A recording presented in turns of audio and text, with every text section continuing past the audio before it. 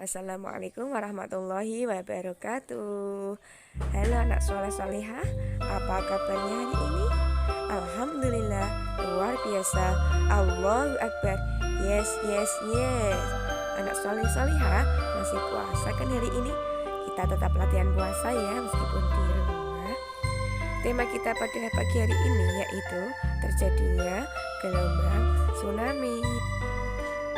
Anak soleh solehah, yuk kita mulai pembelajaran pada pagi hari ini dengan membaca basmalah bersama-sama ya.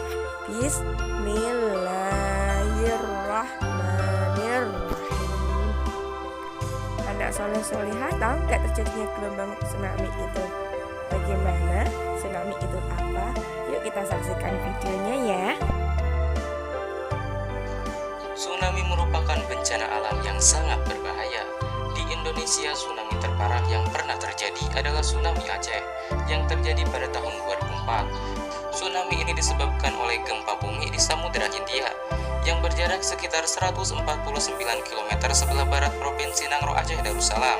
Gempa tersebut berada di kedalaman 10 km di dasar laut dengan kekuatan gempa mencapai 9,0 magnitudo yang menghasilkan gelombang tsunami setinggi 20 meter dan menimbulkan kerusakan yang sangat parah di Aceh. Istilah tsunami sendiri berasal dari bahasa Jepang, yaitu su yang artinya pelabuhan dan nami yang berarti gelombang, atau dengan kata lain tsunami dapat diartikan sebagai gelombang pasang. Pandangan mengenai gelombang pasang ini mulai populer di kalangan peneliti, sehingga gelombang pasang yang sangat tinggi kerap disebut tsunami. Karena adanya perbedaan faktor antara gelombang pasang dan tsunami, istilah tsunami kini lebih dikenal sebagai gelombang yang sangat tinggi yang diakibatkan oleh kegiatan seismik. Tsunami merupakan gelombang air besar yang diakibatkan oleh gangguan di dasar laut. Gangguan ini akan membentuk gelombang yang menyebar ke segala arah dengan kecepatan gelombang mencapai 500 sampai 900 km per jam. Awalnya gelombang tersebut memiliki amplitudo kecil, umumnya 30 sampai 60 cm, sehingga tidak terasa di laut lepas, tetapi amplitudonya membesar pada saat mendekati pantai.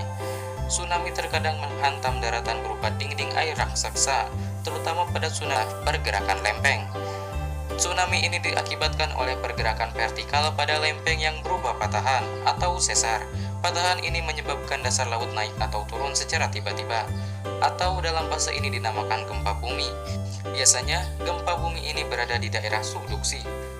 Karena adanya gempa bumi inilah yang membuat 90% tsunami diakibatkan oleh gempa bumi di bawah laut, namun sisanya diakibatkan oleh longsoran tanah, benda langit yang jatuh ke laut, dan letusan gunung berapi. Contohnya adalah tsunami yang terjadi ketika letusan dahsyat Gunung Krakatau yang terjadi pada tahun 1883 yang mengakibatkan tsunami setinggi 40 meter. Nah, setelah kalian tahu bagaimana proses terjadinya tsunami, kalian juga harus tahu tanda-tanda sebelum terjadi tsunami. Tanda-tanda sebelum terjadinya tsunami adalah adanya gempa dan gempa pengiring, kondisi air pantai yang tiba-tiba surut, terdengarnya suara gemuruh, gelombang pasang yang sangat tinggi. Itulah beberapa tanda yang dapat kita rasakan atau kita lihat ketika tsunami akan datang. Apabila melihat tanda-tanda tersebut, sebaiknya kita langsung melakukan upaya penyelamatan dengan cara menjauhi daerah pantai, karena daerah pantai merupakan daerah yang sangat dekat dengan laut dan menjadi daerah yang pertama kali terkena hempasan gelombang tsunami. Setelah menjauhi pantai, maka carilah tempat yang tinggi agar dapat terlindung dari gelombang tsunami. Mungkin cukup sampai di sini saja videonya. Sekian dan terima kasih. Nah, sekarang anak-anak sudah tahu kan penyebab dari tsunami itu apa dan tanda-tandanya ketika akan terjadi tsunami. Anak-anak hebat, kegiatan kita pada pagi hari ini yaitu yang pertama, melafalkan surat Al-Ma'un.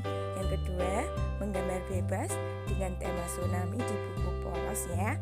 Kemudian yang ketiga, bercerita tentang sebab-sebab terjadinya tsunami.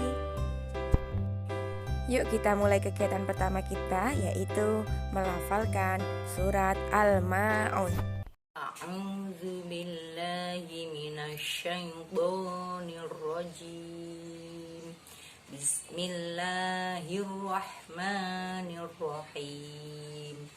Ara'aital ladzi yukadzibu biddin fadzalikal ladzi yad'ul yatim wala yahuddu ala du'amil miskin fawailul lil musallin alladzina hum an sholatihim sahun alladzina hum yura'un wa yamna'unal ma'un. Nanti minta bantuan orang tua untuk merekamnya ya. Anak-anak hebat, kegiatan kita yang kedua yaitu menggambar bebas dengan tema tsunami di buku polos atau buku menempelmu ya, sesuai dengan kreasi anak masing-masing ya. Menggambar bebas, yang penting temanya tsunami, kemudian diwarnai ya biar gambarmu tambah cantik.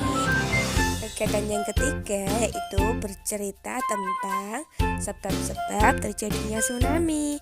Anak-anak bisa menceritakannya dengan memegang gambar yang telah anak buat ya. Nanti minta bantuan orang tua untuk memvideokannya ya. Nah, demikianlah pembelajaran pada pagi hari ini. Yuk kita tutup bersama-sama dengan bacaan tasbih ya. Subhana rabbika rabbil izzati amma yasifun wa salamun alal mursalin walhamdulillahi rabbil alamin. Sampai jumpa besok. Dadah.